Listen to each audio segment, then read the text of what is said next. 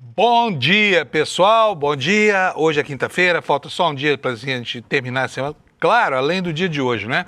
E nós vamos terminando bem, porque o Brasil finalmente encerrou a sua taxa de alta, o seu ciclo de taxas de juros lá em cima, na estratosfera, porque ontem o Copom finalmente resolveu entender que a economia brasileira está claudicando e que precisa desse incremento. Mas não foi grande coisa não, foi só 0,25 num manancial de 15%, ou seja, foi quase que uma gotinha no oceano. Mas a boa notícia é que encerra-se assim esse ciclo irracional de altas contra o qual a gente se insurgiu aqui desde o primeiro momento, porque o Banco Central, desde Campo Neto, queria paralisar a economia para colocar a inflação no centro da meta, e por volta de 3%. Né? Então a notícia é boa, pode ser que no futuro distante, daqui a muito tempo, quando o Banco Central resolver aumentar o ritmo de desaceleração ou o ritmo de acelerar o ritmo de queda da taxa de juros, o país passe a ser um lugar palatável para quem quer empreender, por exemplo, para quem precisa de dinheiro, para quem quer montar um negócio, precisa de capital de giro, precisa de dinheiro de investimento, porque tudo isso num país cuja taxa básica é de 15% ao ano é inviável, né? E aí sim nós vamos ver um boom econômico no Brasil. O problema é que essa redução não vai produzir efeitos tão cedo, segundo a avaliação de todos os economistas. Mas, repito, a notícia é boa, né? Vamos começar devagarzinho a voltar para trás. Para ir é rápido, mas para voltar é muito ruim. O ritmo é sempre muito lento. Por quê? Porque o desejo de todo especulador financeiro é ter alguém que pague 15% ao ano para uma inflação de 5%, ou seja, mais de 10 pontos percentuais de ganho líquido ao ano acima da inflação, né? Qual é o lugar do mundo que dá isso, tá? Qual é o lugar do mundo?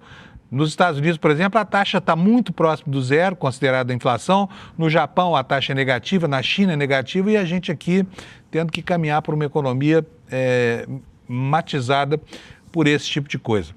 Gente, está a maior confusão lá em Brasília, naquelas CPMIs, como se previa o escândalo do Banco Master e também as suspeitas da CPMI do INSS a respeito do Fábio Luiz Lula da Silva, o Lulinha, estão fazendo com que duas posições extremas acabem se encontrando num ponto de conveniência, né, que é o ponto de encerrar as CPMIs que por acaso possam molestar os segredos, né, cujos esqueletos estão fazendo muito barulho nas paredes da República.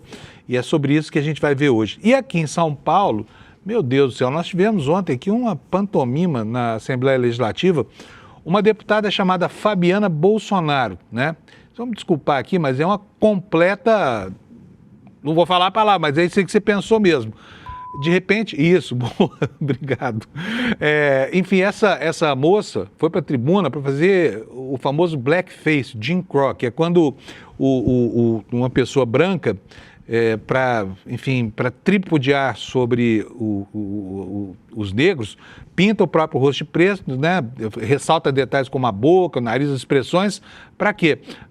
Para fazer uma crítica à aceitação dos gêneros no Brasil. Foi um espetáculo tão grotesco, nós vamos ver isso aqui hoje, mas é inacreditável que alguém possa se dar o desplante de subir numa tribuna para fazer o que essa moça fez. Será que é o sobrenome que deixa ela assim?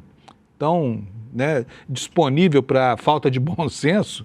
Vocês vão ver, vocês não vão acreditar, se é que já não viram antes, tá bom? Esses são alguns dos destaques de hoje. Agora eu tenho uma notícia para vocês que muita gente não vai gostar. Os fãs do Alex Amorim. O Alex, essa semana, não participa mais do programa, ele está cuidando de compromissos pessoais aí, ele contou isso aqui para a gente ontem. E hoje nós temos o Vitão aqui na direção de TV. Pedi muito para ele falar sobre futebol aqui, mas ele não quis, tá? Não gosta de futebol, é igual o meu pessoal lá em Uberlândia. E eu quero, aqui na abertura, antes de passar as informações sobre os destaques das notícias, dizer que a Câmara Municipal de São Paulo finalmente aprovou a mudança do nome de uma rua, a Rua Peixoto Gomide aqui, porque o homenageado por esse nome foi um senador que lá no começo do século passado matou a própria filha porque não aprovava um casamento dela, né? E, enfim, é duro ter uma cidade que é a capital brasileira do feminicídio, um dos países que matam mais mulheres no mundo com o nome de um assassino. E fica aqui a minha sugestão para o pessoal da minha terra, de Uberlândia, porque lá a praça central da cidade se chama Tubal Vilela. É outro feminicida. Matou com um tiro a própria esposa e a filha que ela tinha na barriga, tá? É uma coisa extremamente triste, mas a praça central de Uberlândia por mais uma dessas vergonhas públicas que a minha cidade gosta de passar, se chama Praça Tubal Vilela. Pessoal de Uberlândia, fica a dica, tá? Homenagear feminicida nos dias de hoje, do país que mais mata mulheres do mundo, não tem explicação. Isso posto, como nós não temos hoje o nosso grande Alex aqui para falar sobre futebol, vamos falar sobre... E eu não entendo nada de futebol, como vocês sabem muito bem, então vou ficar devendo para vocês para a volta do Alex, tá? Os comentários sobre futebol aqui. Eu vi o Anderson, que é um dos nossos operadores aqui de videotape, hoje chegando aqui com a camisa do Corinthians, perguntei o que era aquilo. Ele falou, não, aqui tem jogo hoje à noite. Eu falei, então se é hoje à noite, a gente não precisa falar nada disso. Vamos para a meteorologia então, para você saber como é que vai ser o dia. Hoje eu acordei e a minha Alexa falou assim, ó, tempo sujeito a chuvas a partir das 2 horas da tarde. O que eu fiz? Botei a minha roupinha, peguei o capacete, ia indo para a garagem, quando passei pela área externa, estava chovendo. Quer dizer, a Alexa não sabe que chove em São Paulo quando está chovendo. Então está chovendo, vai chover, provavelmente vai chover bastante ao longo do dia. A previsão é de que a chuva aqui na capital do estado de São Paulo fique mais intensa aí por volta das 2 da tarde. Mas esse aí é o mapa que você está vendo aqui do meu lado, é o mapa da meteorologia, é o mapa dos alertas do Instituto Nacional de Meteorologia. Então hoje é um dia em que pode haver chuva grande em toda essa região alaranjada aqui, olha, que vai lá do extremo oeste do Brasil, vem até o litoral do Nordeste, depois baixa, atravessa Minas Gerais, atravessa o Tocantins, atravessa Goiás e vai lá no litoral do Rio de Janeiro e de São Paulo. É justamente pela ação desses fatores climáticos que nós estamos tendo essa chuvinha que me pegou agora de manhã aqui em São Paulo, tá? E agora, gente, eu vou ver aqui como é que está o tempo na capital do seu estado, porque aí você sabe se bota uma blusa, se põe uma camisetinha regata, se não põe nada e sai de casa assim mesmo. Olha, lá no sul, né, nós vamos ter um recrudescimento da chuva. A gente desde ontem tem uma frente fria passando por ali. Eu vou atualizar aqui o mapa para a condição meteorológica da tarde. Olha, vocês podem ver, olha, toda essa faixa aqui no leste do Brasil, que vai do Mato Grosso até o sul e o oeste do Paraná, com ocorrência de chuvas grandes hoje. Em Porto Alegre, a temperatura continua alta, vai chegar a 30 graus, mas não há previsão de chuva, a não ser uma pequena possibilidade no finalzinho da tarde, tá? Em Santa Catarina também vai ser um dia nublado, mas pode chover, a temperatura vai a 28 graus. Em Curitiba vai a 26, a previsão lá é de chuvas isoladas. Aqui em São Paulo, possibilidade de chuva isolada, possibilidade que já se concretiza, que já se materializa, porque como eu falei, já está chovendo, né? Lá no Rio de Janeiro, temperatura em São Paulo hoje, nós vamos a 26, nesse momento nós estamos com 22 graus, portanto não tá frio, né? Mas a temperatura não sobe muito ao longo do dia, vai ficar em 26. No Rio de Janeiro, tempo nublado, mas não chove, temperatura máxima de 32 graus. Em Vitória pode chover, com 32 graus de temperatura. Em Belo Horizonte, a previsão é de nuvens com pancadas de chuva isolada e 27 graus de temperatura máxima. Vamos agora para o centro-oeste brasileiro. Brasília vai ter muitas nuvens durante o dia, vai ter chuva isolada também. O pessoal de Brasília já vai se despedindo da chuva, que daqui a pouco para, né? Para de vez. E a temperatura lá vai a 29 graus, portanto vai ser um dia quente. Em Goiânia, 1 grau a mais, com a mesma previsão meteorológica, pancadas de chuvas isoladas, máxima de 30 graus. Em Campo Grande vai fazer 29 graus nas horas mais quentes e deve chover também a mesma coisa em Cuiabá, que terá máxima de 32 graus. Em Porto Velho, 30 graus, chove por lá, chove mais ainda em Rio Branco, que também terá 32 graus. Em Manaus, a temperatura máxima do dia será de 33 e lá em Boa Vista, que tem sido, na última semana, a capital mais quente do Brasil, 36 graus, só com nuvens no céu, mas sem previsão de chuva. No Amapá, em Macapá, nuvens com pancadas de chuva e máxima de 29 graus Celsius, num dia em que a variação também vai ser pequena, só 5 graus de gradiente térmico, porque agora lá está 24 graus e vai a 29 na hora mais quente do dia. E em Belém, 30 graus Celsius, chove, né? E como é normal nessa época do ano. E em Palmas, no Tocantins, a previsão também é de chuvas isoladas com máxima de 32 graus, tá? Agora vamos começar os estados do Nordeste do Brasil. Em São Luís, previsão de chuva, máxima de 28 graus. Em Teresina, 30 graus, fresquinho. Muitas nuvens com pancadas de chuva. Lá em Fortaleza também deve chover, especialmente durante a tarde, com máxima de 30 graus Celsius. Nas demais capitais do Nordeste não chove. Então vamos lá, em Natal, temperatura máxima de 32, em João Pessoa também 32, em Recife também 32, em Maceió também 32, cadê Aracaju aqui? Aracaju 31, né? Muito mais frio. E finalmente em Salvador 26 graus, olha que coisa interessante, o dia começa com 25 e a máxima lá em Salvador, num dia bonito, de praia, vai a 26, quer dizer, de 25 para 26. A temperatura não se mexe hoje lá em Recife. Agora vamos para os nossos destaques. Aqui no site do ICL, no iclnoticias.com.br, eu só vou pedir para tirar, tira do ar para mim, porque eu vou atualizar aqui a página para a gente ver se alguma coisa mudou aqui na nossa manchete, porque todo dia às 7 horas da manhã o noticiário se renova, mas não mudou não, está aqui para vocês. Olha, a notícia principal hoje é sobre o que está acontecendo lá no Oriente Médio, onde a confusão está se generalizando. Você se lembra que outro dia o Trump falou para o mundo inteiro, nós vencemos, agora nós só vamos terminar o que falta fazer lá. Faltava tudo, né, pelo que se vê, porque o Irã não arrefece, não se rende. O Irã está tomando uma chuva de bombas lá, mas continua ativo e bombardeando a vizinhança. E ontem, campos de gás em Irã, no Irã foram alvo dos mísseis e de toda a artilharia pesada que tem nessa guerra. O que aconteceu em função disso? O preço do petróleo disparou, foi lá para cima. Disparou e disparou legal mesmo. Ontem o petróleo chegou a ser vendido a mais de 120 dólares o barril do tipo Brent, tá? Daqui a pouquinho a gente vai fazer aqui uma atualização para ver como é que está se comportando. Aliás, eu vou fazer essa atualização agora mesmo. Olha, está aqui na tela de vocês.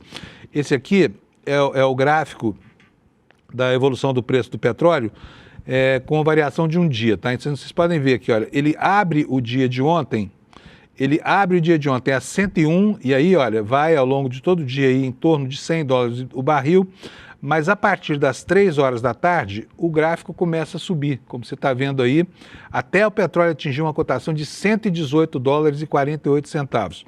Hoje, na abertura do mercado, baixou um pouco, né? Nós estamos agora, nesse momento aí, a 114,88.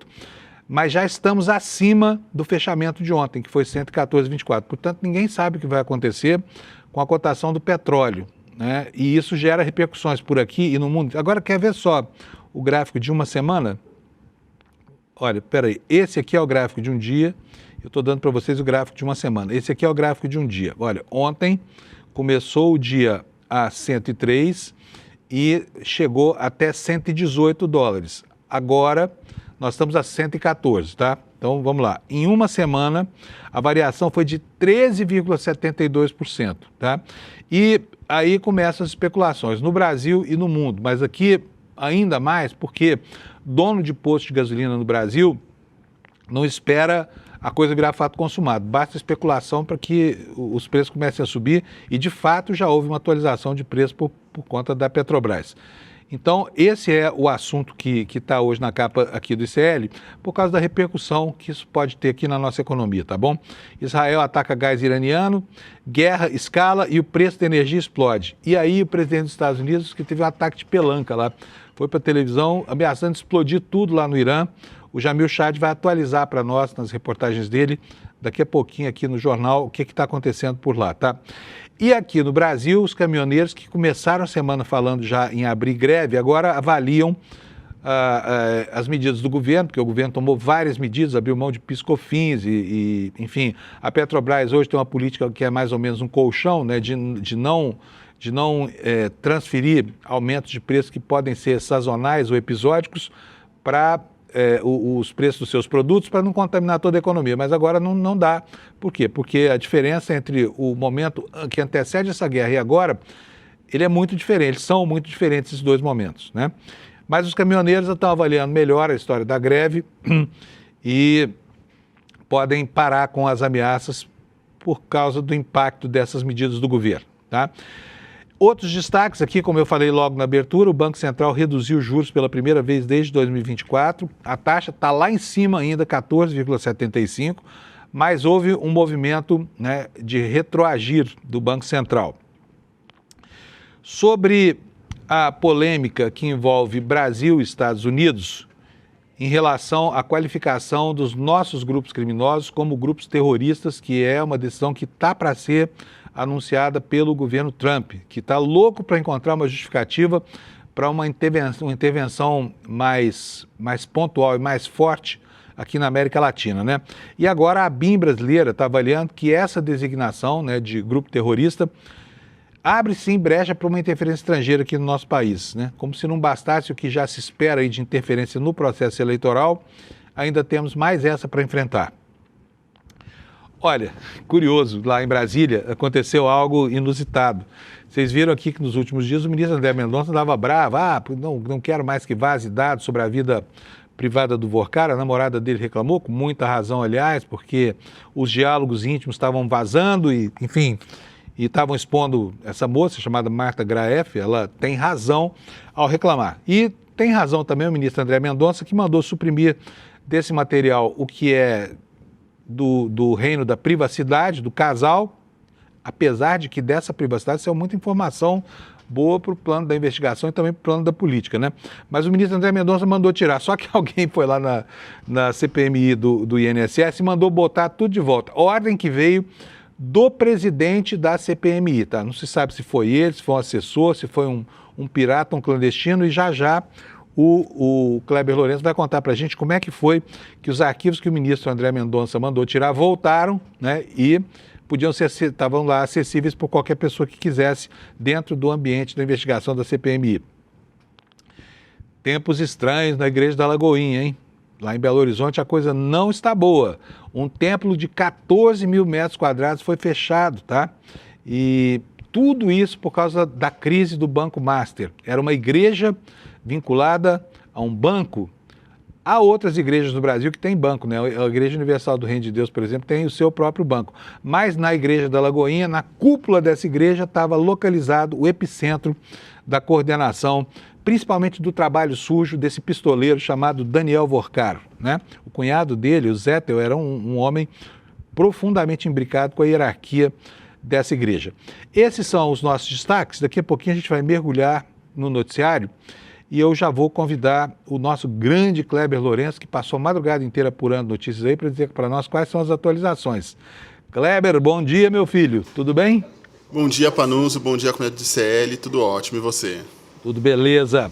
Vamos lá, Kleber. Quer começar por onde hoje? Pode escolher o assunto aí. O Kleber tem 4 assuntos todo dia aqui, pelo menos. Vai lá, Kleber. Vamos com esse... Para mim é um escândalo, um verdadeiro escândalo essa história da Polícia Federal, que apontou que os dados que foram excluídos e removidos da CPMI do INSS envolvendo o telefone do Vorcaro foram reintroduzidos aos aparelhos e os computadores da sala cofre do Senado, onde estão ali os dados da CPMI do INSS. Nesse caso, porque eu falo que é um absurdo? Porque a Polícia Federal se dispôs a não só fazer o registro para o ministro André Mendonça, que é o relator do caso no STF, como também emitir uma nota pública sobre esse assunto. Então, essa nota pública já dá um indicativo do termômetro de como estão as coisas, com a PF extremamente incomodada com isso, até porque em outros momentos referentes a alegações de que a Polícia Federal estaria fazendo filtros de informações ou outras discussões, a Polícia Federal não se manifestou ou demorou a se manifestar sobre determinados assuntos.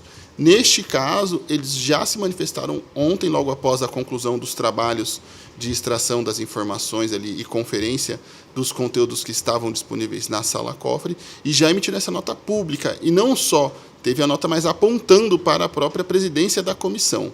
Essa comissão, aqui, é extremamente problemática. A gente já falou sobre vazamentos de dados dela, sobre vazamentos de conversas de Vorcaro com a namorada, coisas de foro pessoal que não dizem respeito ao interesse público, até mesmo aquela votação extremamente atrapalhada e confusa também envolvendo a quebra de sigilos do Lulinha e de outros investigados no caso.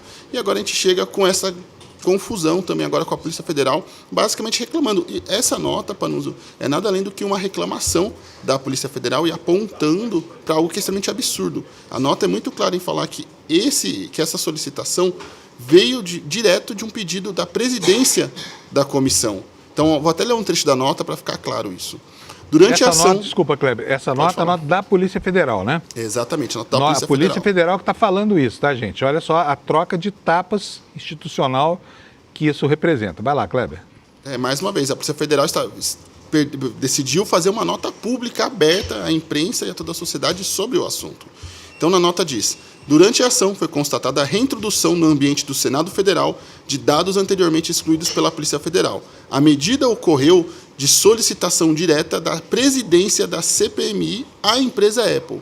Então, basicamente, só para a nossa audiência entender, foram removidos os dados, a Polícia Federal fez a extração dos dados, e aí, depois de que tudo isso aconteceu, a presidência da CPMI foi lá e falou: olha, quero os dados novamente. Meio que passou por cima, deu uma volta na Polícia Federal e no próprio STF e pegou de novo os dados que temos. Já sabemos, pelas notícias e relatos também de alguns parlamentares, vídeos de foro íntimo e coisas da esfera pessoal de Daniel Vorcaro que nada dizem respeito à investigação, ao caso Master ou aos prejuízos causados pelo escândalo do caso Master. Vale ressaltar também que o grau de absurdo dessa história, porque é o tipo de coisa que eu venho falando desde a semana passada, pode sim abrir brechas para que advogados de Daniel Vorcaro não precisem nem se preocupar com uma delação premiada e peçam sim a anulação de todo o caso. Então, olha a gravidade dessas coisas, Panunzio. Pois é, gravíssimo, né? Gravíssimo mesmo. Tá dando uma confusão dos diabos lá, porque, olha, gente, e aí a gente começa a entender como é que isso começa a afetar o noticiário, né? Porque ontem nós tivemos uma edição do Jornal Nacional com relação, por exemplo, à quebra dos sigilos do Lulinha, que foi uma coisa espetacular. Porque, sabe assim, ao tratar do caso, tudo que há ainda hoje de informação que leva a tantas suspeitas e a tantas suposições infamantes, é uma referência, né, em uma comunicação entre o careca do INSS e a Roberta Luskinger, que é amiga do Lulinha, ex-mulher do delegado Protógenes, dizendo o seguinte, que precisava pagar um valor de R$300 mil para o filho do rapaz. Filho do rapaz parece uma metáfora bíblica, né? Todo mundo tem certeza que é o filho do Lula que recebeu esse dinheiro. Ocorre que o Lulinha, que teve o sigilo quebrado por ordem judicial, ele está negando de maneira peremptória que ter recebido qualquer vantagem do careca do INSS, que nunca teve dinheiro da CPI do escândalo do INSS na conta corrente dele. No entanto, trata-se disso em Brasília, a oposição trata disso como se fosse um fato consumado, né? Querendo o quê? Criar fatos para que isso passe a atuar na formação da opinião pública em relação às eleições que vem aí, né, Kleber? E está lá uma troca de tapas gigantesca lá na CPI. Até agora não se provou nada, né?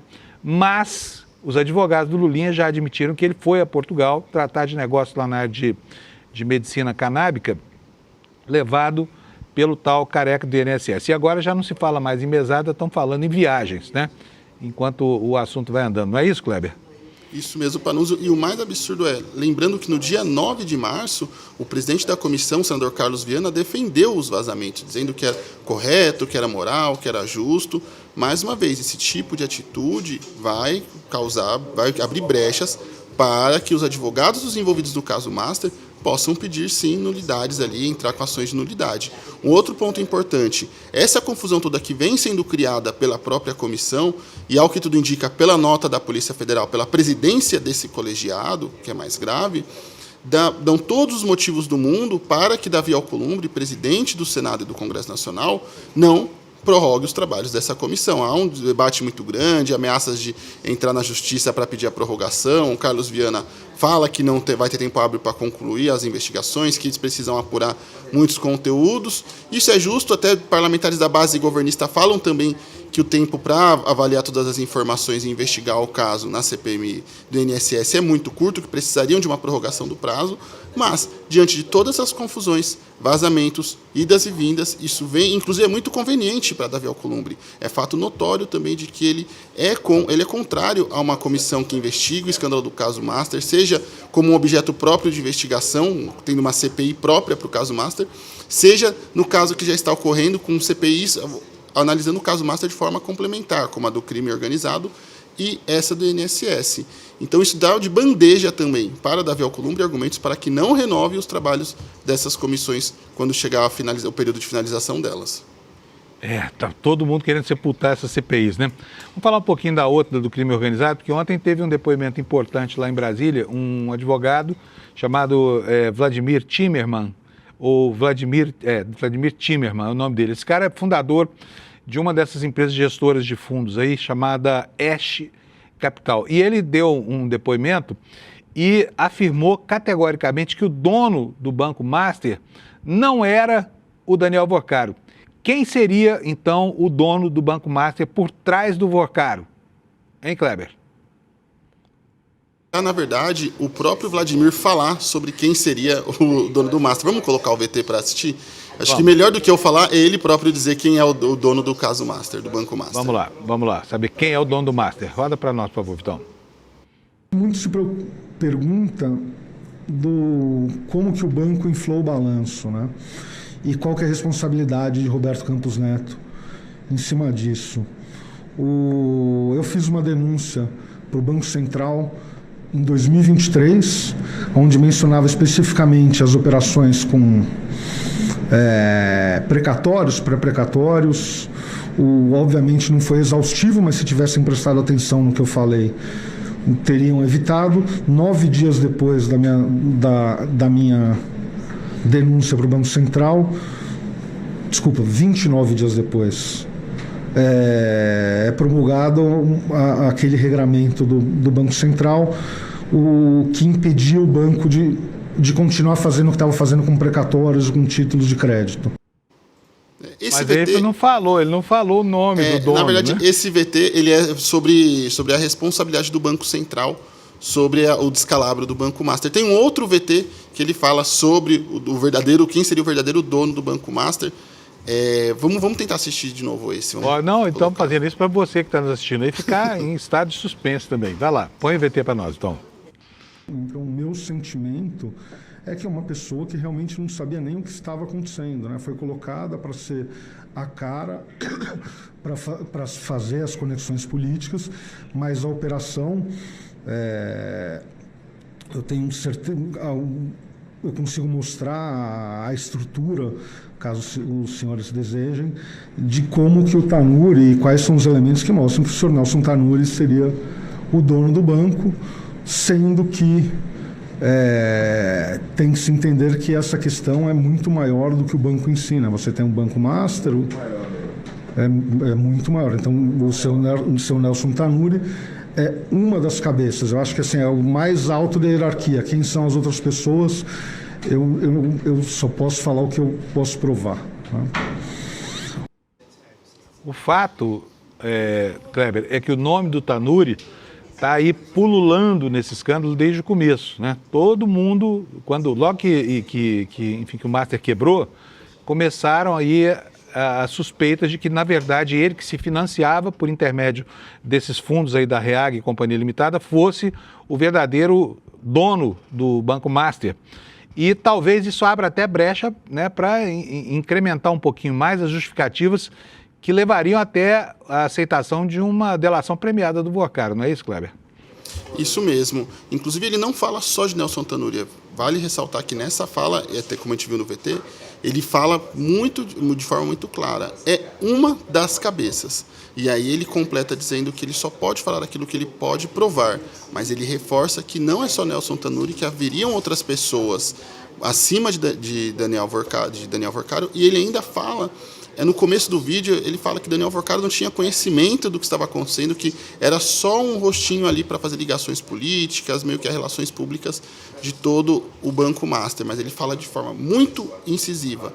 Muito provavelmente Daniel Vorcaro sequer sabia o que estava acontecendo, entende do mercado financeiro. Ele não poupa esforços para fazer essa explicação e deixar muito claro isso. E aí vale lembrar também que no início do mês o ICL apontou, com base em documentos e fontes ouvidas pelos repórteres Flávio VM Costa e Alice Maciel, a possível presença de capital de origem suspeita na aquisição do antigo Banco Máxima, que virou o Banco Master. E aí, segundo a apuração, um dos fundos que ajudou a realizar a compra do Banco Máxima teria como um dos investidores o traficante internacional de drogas, o Oliver Ortiz. Então, temos também... olha como as coisas vão se conectando, porque... Nesse depoimento do Vladimir, ele fala sobre uma das cabeças e deixa muito aberto que sim, existem mais pessoas para além de Nelson Tanure, acima de Daniel Vorcaro, no caso Master. Que a gente fique logo sabendo quem são essas pessoas, né? Deve ser gente muito graúda, porque afinal de contas, né? Agora, olha só, antes do Kleber dar a próxima notícia, eu quero falar para vocês que a revista Piauí fez uma revelação ontem que bota por terra, que faz desabar todo o castelinho de cartas do presidente da União Brasil, Antônio Rueda, partido que está até o osso metido nesses escândalos, né? Segundo a revista Piauí, Rueda, que dizia que não tinha nada a ver com o Vorcaro, com o Banco Master, que nem conhecia, nunca ouvi falar, advogou em mais de 1.000 processos para o Rueda. Você viu isso, Kleber? Essa denúncia da revista Piauí? Eu vi. Olha, assim, mais uma incrível. vez, como a coisa vai tomando proporção no caso Master, né, Panúncio?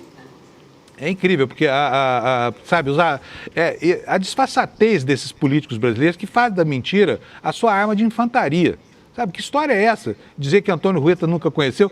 O Rueda, segundo o Matozinho, que era o piloto do tráfico aqui na TAP, né, aquela empresa de táxi aéreo do interior do estado de São Paulo, esse cara transportava os cabeças do PCC, segundo o denunciante, segundo o piloto que trabalhava para ele, aviões que tinham lá na empresa donos que eram meros testes de ferro do Rueda, tá? Esse sujeito que, aliás, cuja origem é um mistério, não tem mandato, nunca teve vida política, mas tá lá, é o dono do União Brasil, né?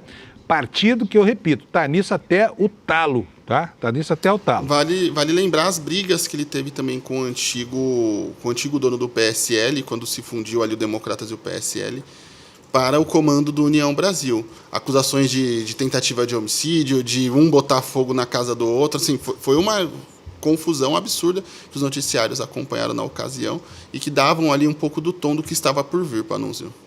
Pois é, pois é. Próximo assunto agora, Kleber, qual é? Essa confusão dos caminhoneiros, né, Panúncio? Porque Isso. eu conversei com algumas fontes na Advocacia Geral da União e o órgão está mais ou menos como se fosse uma espécie de plano B para caso as medidas atuais do governo não funcionem, eles possam atuar de forma mais incisiva. Conversei com um membro do alto escalão e eu perguntei para ele, olha, se essas medidas atuais do governo não funcionarem, ali, fiscalização, mostrar as empresas que não respeitam o frete mínimo, multar as empresas que não respeitam o frete mínimo, o que mais pode acontecer para que possa se combater esse problema da questão da greve dos caminhoneiros? E segundo essa fonte, me disse, vou até ler o que ela me mandou, não descartamos nada. Por hora, vamos aguardar o resultado das ações. Porém, em segundo plano, o que não está descartado na lista, ações civis públicas que requerem indenização por danos morais e materiais coletivos contra distribuidoras de combustíveis e grupos de rede de postos, os quais estão praticando preços abusivos ao transferir aumentos sem justificativa mercadológica. Então, o governo brasileiro pode, inclusive, processar esses postos de combustíveis caso eles desobedeçam às fiscalizações e caso eles estejam fazendo, sim, aumentos abusivos de preços dos combustíveis. Então, é mais um plano ali que está na manga do governo e que pode, sim, ser usado e está a qualquer momento. Tanto é que já está na cartela de ações da AGU entrar com essas ações, caso seja necessário, Panunzio. Pois é, estamos mal parados no Brasil com relação a esse segmento aí dos distribuidores. Eu não quero fazer nenhuma generalização aqui, não, mas é um segmento matizado, né, por duas chagas. Uma delas é a cartelização, a outra é a sujeição ao crime organizado. Quando não são de bandidos, os postos de gasolina são de cartéis. Em Brasília, por exemplo, é um cartel lá, um aumenta, todo mundo aumenta na mesma proporção. Isso vem sendo dito há décadas e não se toma providência contra isso. A ANP nunca foi capaz de dar uma resposta à sociedade no sentido de desmantelar esses cartéis. Não é possível que um segmento quase todo seja dominado por péssimas práticas de mercado. Né, Kleber? Temos mais ou por hoje é só? Só um lembrete, porque voltaram as especulações de que Lula estaria operando para derrubar Dias Toffoli. A gente falou sobre isso em alguns momentos aqui no Desperta. Eu cheguei até a falar recentemente que dentro do Palácio do Planalto se trabalha com a possibilidade até mesmo de Lula conseguir, caso seja reeleito, de indicar 6 ministros do STF, contando ali caso Alexandre de Moraes e Dias Toffoli acabem ali caindo por conta do caso Master.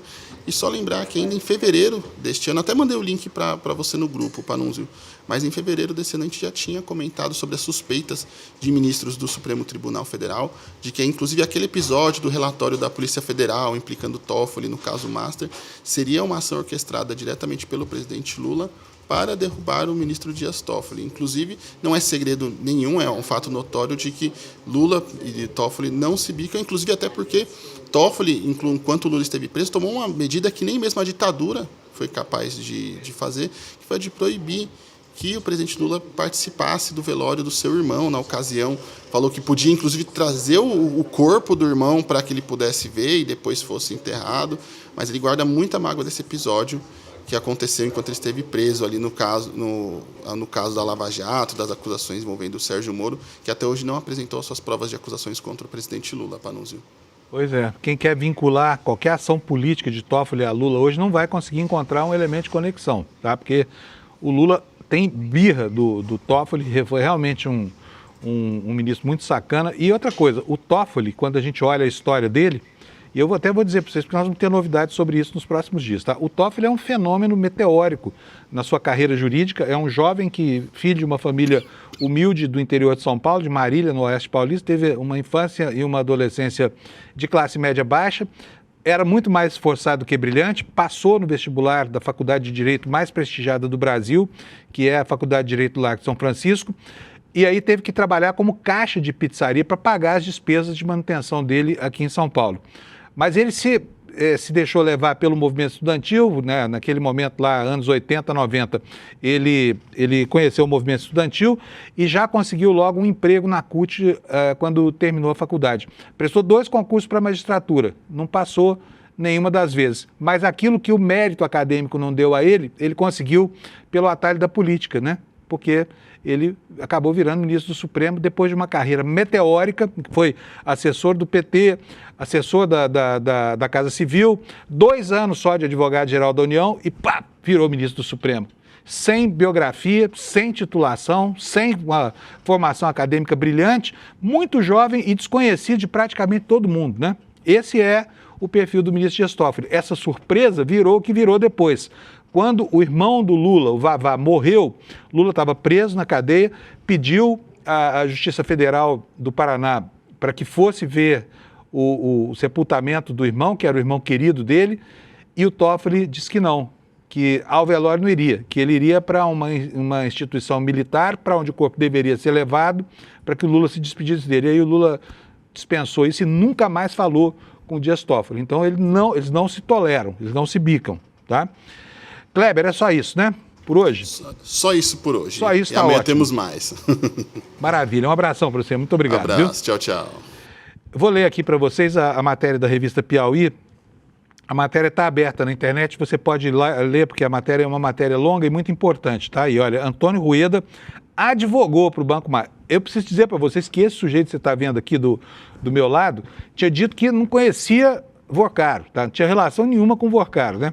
Aí as coisas começam a dizer, mas é uma disfarçatez, porque esses caras acham que o comportamento deles não deixa rastro. Como assim? O cara é advogado, tem procuração do sujeito, está atuando por ele numa miríade incrível de processos. Eu falo, não conheço, tem nada a ver com isso.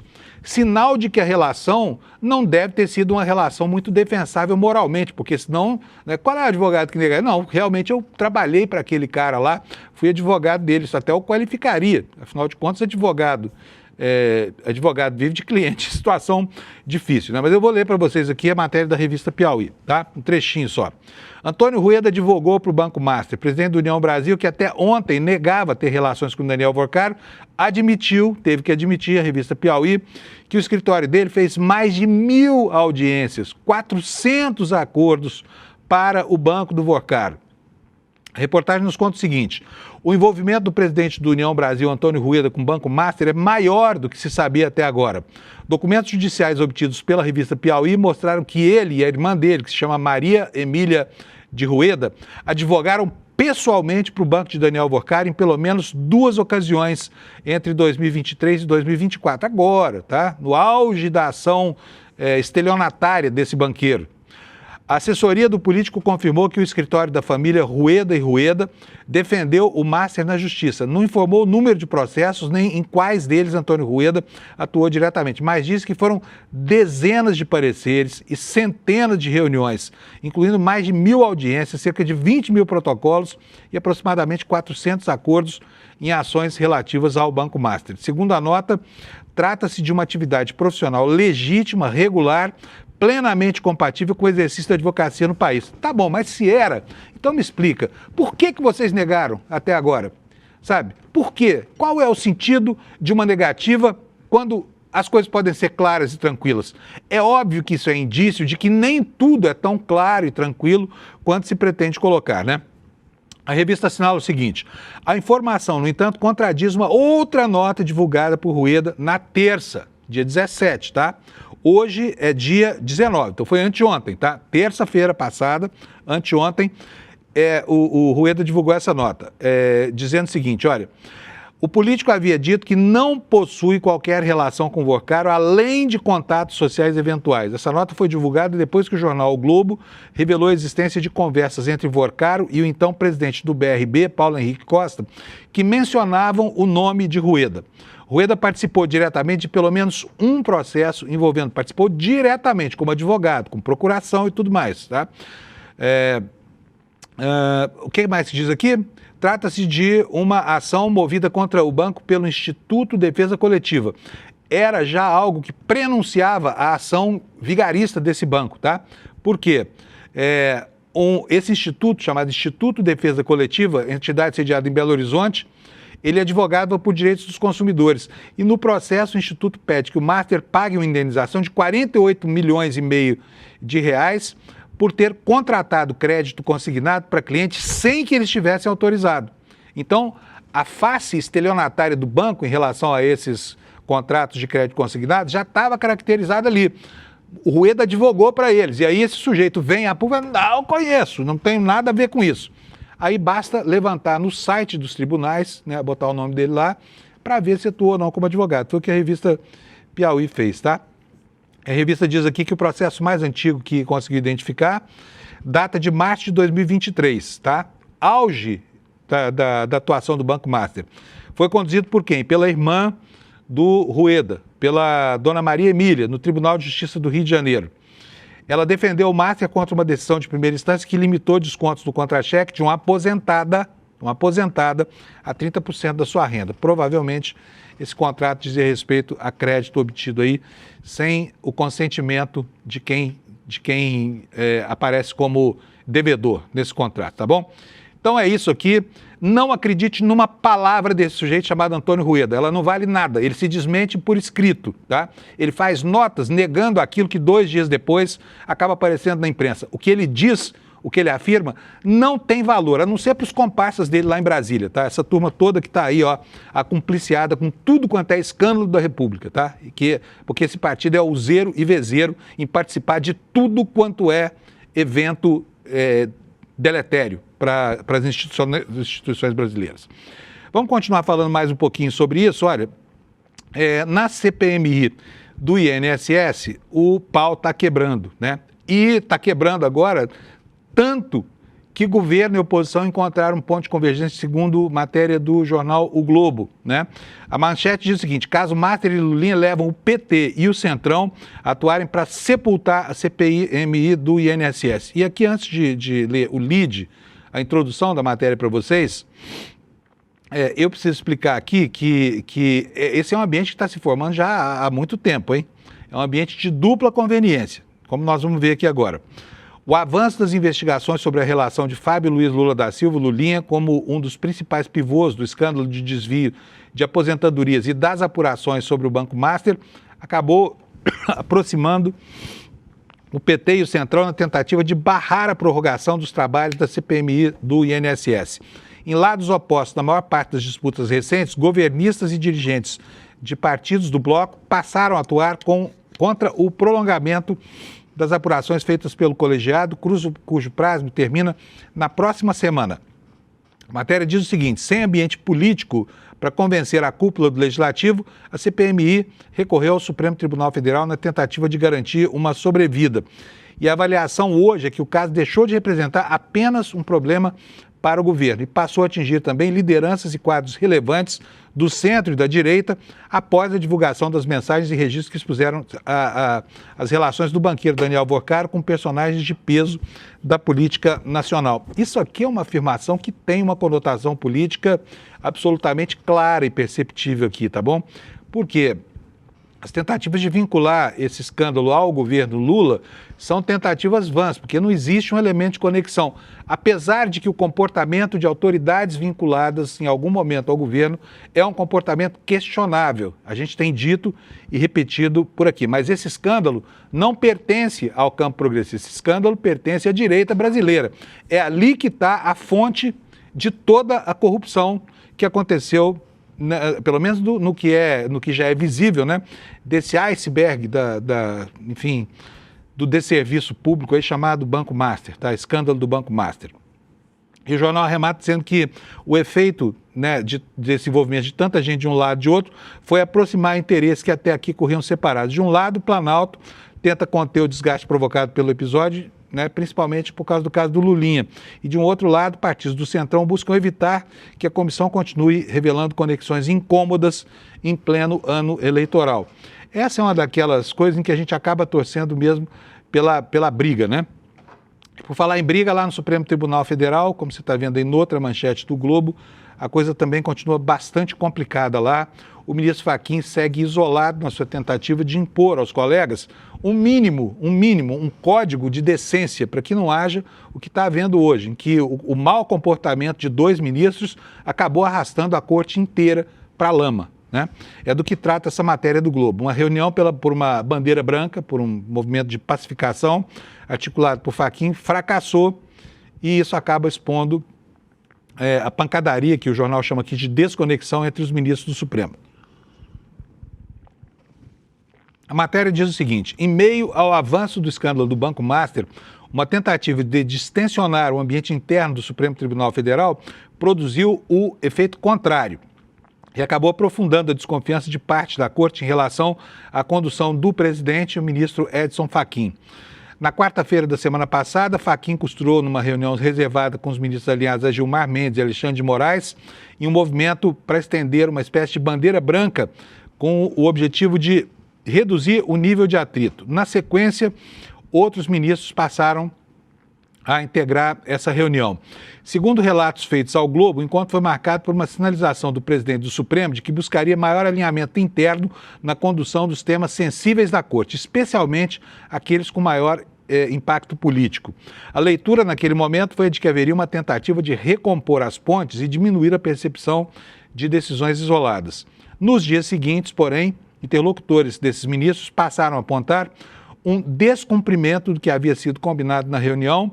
O principal motivo foi o discurso feito por Fachin na segunda-feira, no qual voltou a defender a autocontenção do Supremo e a necessidade de humildade institucional em meio às pressões externas. A fala foi recebida com incômodo por integrantes da ala ligada a Moraes e Gilmar Mendes, que interpretaram o posicionamento como um retorno à linha que vinha sendo alvo de críticas internas, o que, na avaliação desse grupo, não dialoga com o momento enfrentado pela Corte.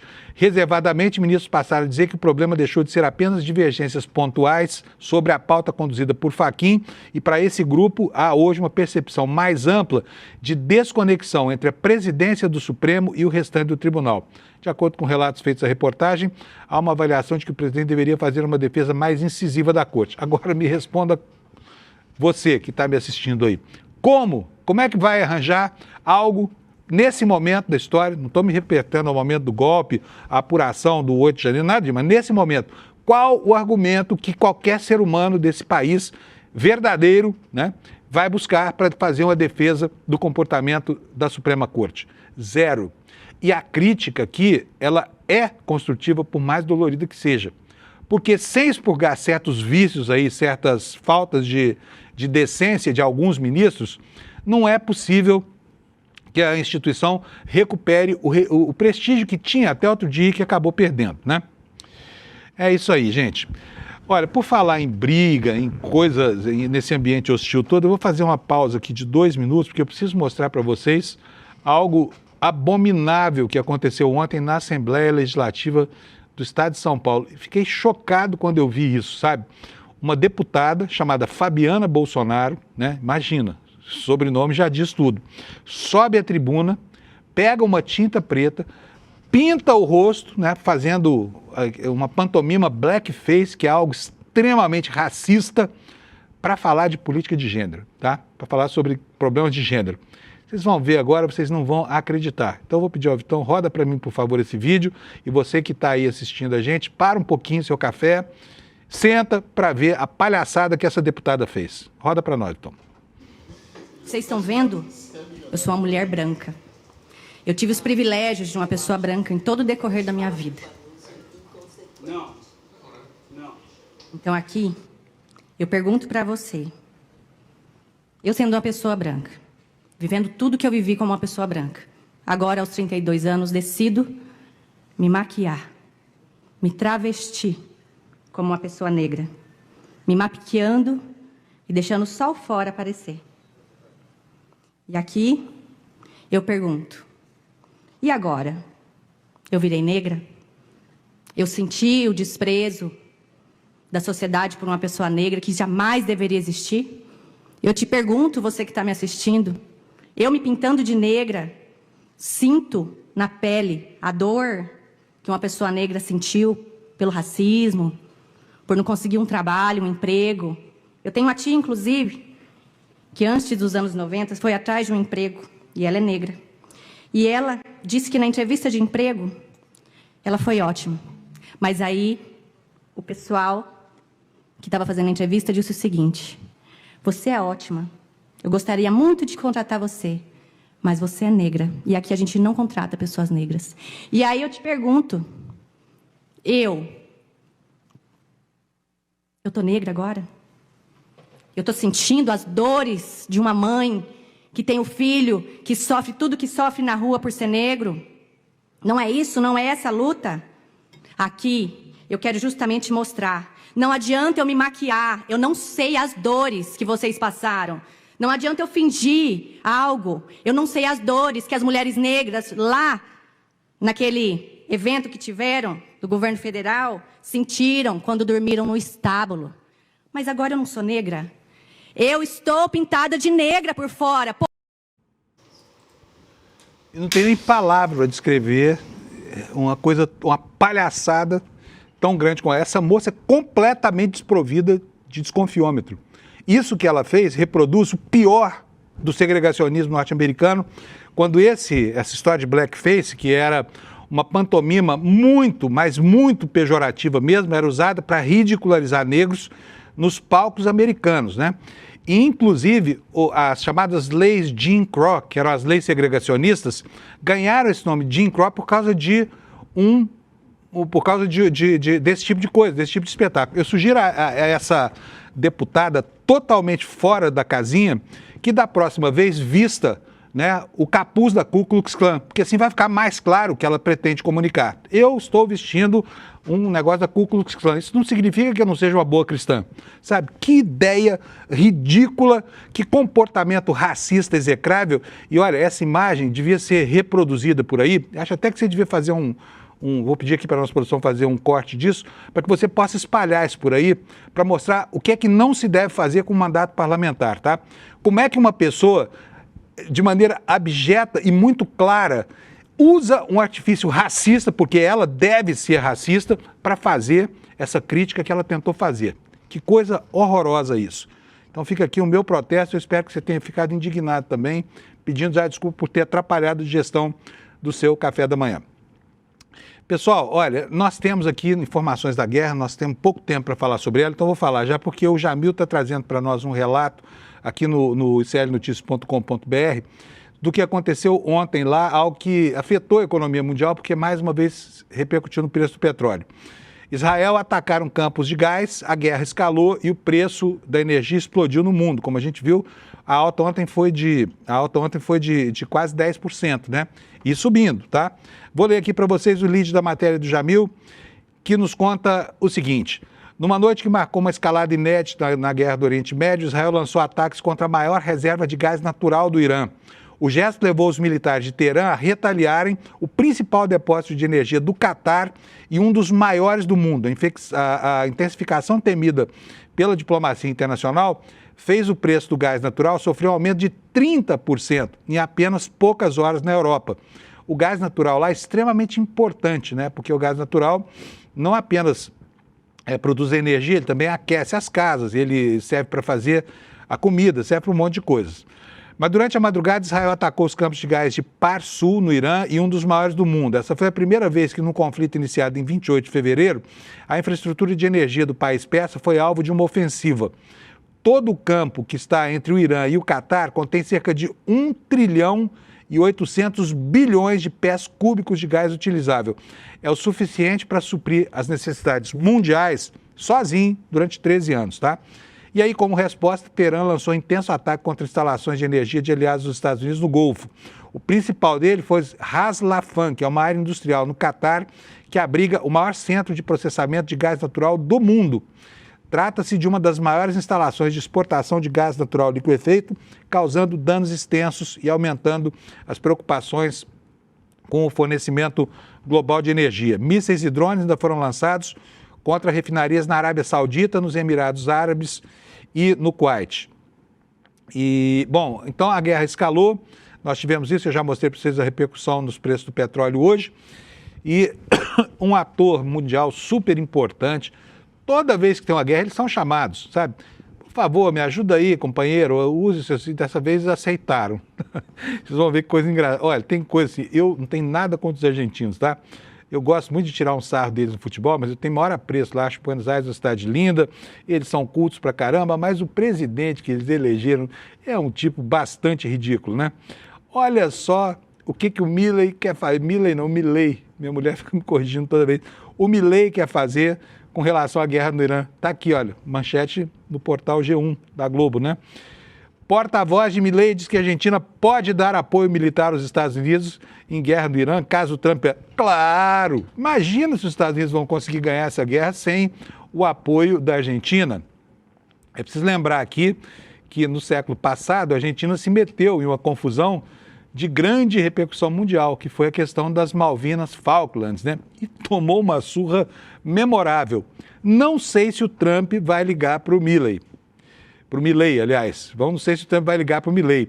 E tampouco sei o que é que o Milei poderia fazer para ajudar os Estados Unidos, por exemplo, a ganhar essa guerra, talvez desobstruir o canal, o Estreito de Hormuz e tudo mais. Mas vamos aguardar, né? Quem sabe se a Armada Argentina não vai lá redimir os novos fascistas do mundo, emprestando ao Trump aquilo que ele não tem como arma de guerra para vencer o Irã nessa parada aí, tá bom? Olha aqui, mais uma de deputado bolsonarista para vocês aí, tá? São 7h57, vai ter que ser rapidinho. Deputada bolsonarista atua contra ensino de cultura africana e indígena. Vamos ver o que é isso aqui. A Defensoria Pública da União, por meio dos grupos de trabalho de políticas etnorraciais de povos indígenas, repudiou o teor de um projeto de lei apresentado por quem? Por uma bolsonarista chamada Clarissa Tércio, do PP do Ceará, na Câmara dos Deputados. O texto, que em tramitação na Comissão de Direitos Humanos, acaba com a obrigatoriedade do ensino de cultura afro-brasileira e indígena dos ensinos fundamental e médio. Aí vamos estudar o quê? Vamos estudar só a chegada dos portugueses lá, porque essa é a história dos brancos, né? Que chegaram da Europa e, enfim, já encontraram o mundo. O mundo não passa a existir no momento em que o primeiro português bota os pés numa praia brasileira. Vamos estudar só a história da colonização do continente e o povo que morava aqui vai ser esquecido? Olha, a matéria fala o seguinte: hoje o estudo de cultura afro-brasileira e indígena integra a Lei de Diretrizes e Bases, que define o conteúdo que deve ser ensinado nas escolas do país. A inclusão dos dois temas no currículo é obrigatória e ocorreu em 2003 e 2008, respectivamente. O projeto dessa bolsonarista torna o comparecimento dos alunos às aulas sobre os dois temas opcional e cria uma série de entraves, como a obrigatoriedade de que os pais sejam comunicados previamente por meio de comunicados circulares ou outras manifestações formais sobre a realização de atividades com conteúdo histórico-cultural, festas culturais ou expressões religiosas. Mas que beleza! Estamos bem de deputado no Congresso Nacional, hein? Fala sério. Com isso eu encerro o jornal de hoje. Deixa eu perguntar aqui para minha galera aqui se nós vamos ter hoje o dado da audiência, porque eu tenho sido bypassado aqui ao longo da semana sem poder apresentar a audiência. Temos, Vitão? Tá bom, beleza. Não vamos ter, não. Amanhã eu mostro a audiência para vocês. Mas tá boa, do mesmo jeito, todo dia. Eu agradeço a sua participação. E, bom, olha só. Hoje, o apelo que eu faço aqui no finalzinho, quando a gente sempre coloca aqui uma mensagem institucional, é que para você ajude a fortalecer o nosso canal principal, que são os nossos canais principais, que são os canais do YouTube na internet. É muito simples, é um gesto seu, não custa nada. Um like, um comentário ou então a inscrição no canal já são muito importantes para que os algoritmos acabem impulsionando a gente para mais pessoas que não sabem ainda da nossa existência, tá bom? Então, se você gosta do ICL, faz um favor para nós. Vai lá, se inscreve no canal, você passa a receber a notificação todo dia, dá um joinha se gostou, deixa lá um dislike se não gostou e assim você ajuda a espalhar por aí a nossa proposta desse jornalismo tão claro e transparente com o qual você já está acostumado todo santo dia, tá bom? Bom dia para você, espero que você tenha uma quinta-feira maravilhosa e amanhã a gente se encontra aqui às 7 da manhã para encerrar a semana. Valeu, obrigado pela sua audiência. O objetivo é limpar a cena do crime para a macharada. E o trabalho deles era assassinar reputações. Essa filosofia aí do homem da vida, esse energúmeno aí,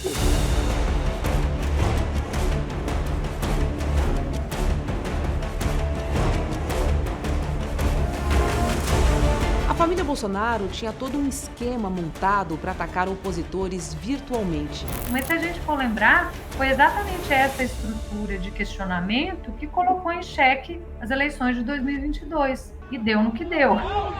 Para quem ainda não entendeu, isto é uma guerra de narrativas. E nos campos de batalha, as máquinas de moer reputações estão sempre à espreita.